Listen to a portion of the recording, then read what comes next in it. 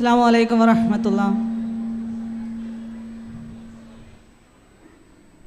ഇടയ്ക്കിടയ്ക്ക് ഒത്തുകൂടുമ്പോൾ നമ്മൾ കേട്ടിട്ടുണ്ട്, കൂടുമ്പോൾ ഇമ്പമുണ്ടാകുന്നതാണ് കുടുംബം എന്ന് കേട്ട് നമുക്ക് പരിചയമുണ്ടല്ലേ. നമ്മളിപ്പോൾ വന്നിരിക്കുന്നത് നമ്മുടെ കുടുംബത്തിലേക്കാണ്.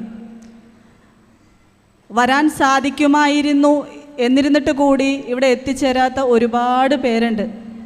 നമുക്കെല്ലാവർക്കും ആ ഒരു കാര്യം ഓർത്തിട്ട് സങ്കടം വന്നത് ഒരുപക്ഷെ സലാഹ് ഉസ്താദിൻ്റെ കണ്ണ് നിറഞ്ഞപ്പോഴായിരിക്കും.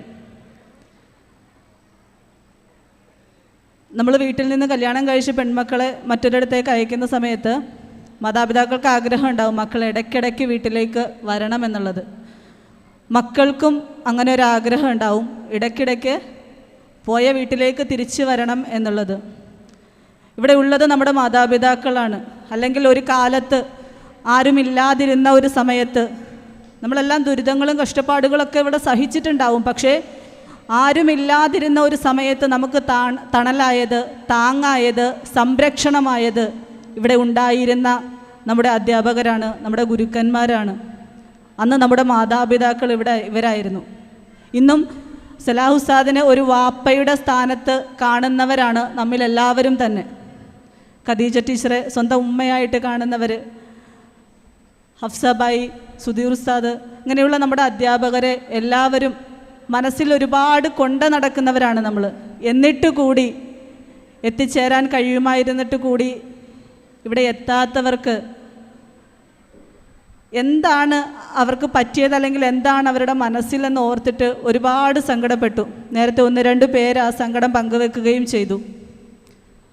ഇനിയുള്ള കാലമെങ്കിലും നമുക്കറിയാവുന്നവരോട് നമ്മൾ അറിയിച്ചു കൊടുക്കുക, നമ്മുടെ കുടുംബമാണിത്.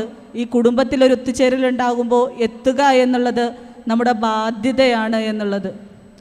പലരും പല സ്ഥാനങ്ങളിലും ഉയരങ്ങളിലുമൊക്കെ ഇരിക്കുന്നവരാണ്. പക്ഷേ എന്ത് ചെയ്തുകൂടാ, ഒരിക്കലും നമ്മുടെ അധ്യാപകരെ, ഗുരുനാഥന്മാരെ നമ്മൾ മറക്കാൻ പാടില്ല. നമ്മുടെ മാതാപിതാക്കൾ എന്ന വണ്ണം തന്നെ അവരെ സ്നേഹിക്കുവാൻ, അവർക്ക് വേണ്ടി പ്രാർത്ഥിക്കുവാൻ നമുക്ക് സാധിക്കട്ടെ. ഇവിടെ പലരും പറഞ്ഞു നമ്മളൊരു ഭവന പദ്ധതി നടപ്പിലാക്കിക്കൊണ്ടിരിക്കുകയാണ്, അതിലേക്ക് ഒരുപാട് ഫണ്ടുകൾ എത്തിച്ചേരേണ്ടതുണ്ട്.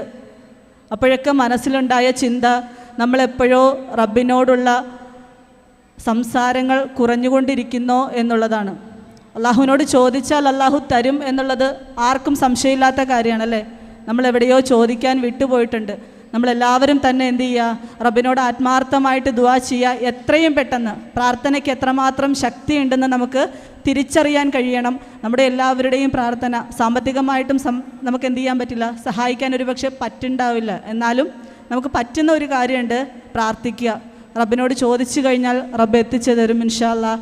ഈ അധ്യാപകരുടെ കൂടെ ഈ ഒരു സംഘത്തോടൊപ്പം ചേർന്നുകൊണ്ട് എന്തൊക്കെ ചെയ്യാൻ നമ്മളെ കൊണ്ട് സാധിക്കുമോ അതെല്ലാം ചെയ്യുവാൻ വേണ്ടിയിട്ട് റബ്ബ് നമുക്ക് തൗഫീക്ക് ചെയ്യുമാറാകട്ടെ എന്ന് പ്രാർത്ഥിച്ചുകൊണ്ട് അസ്സലാമു അലൈക്കും വറഹ്മത്തുള്ളാഹി.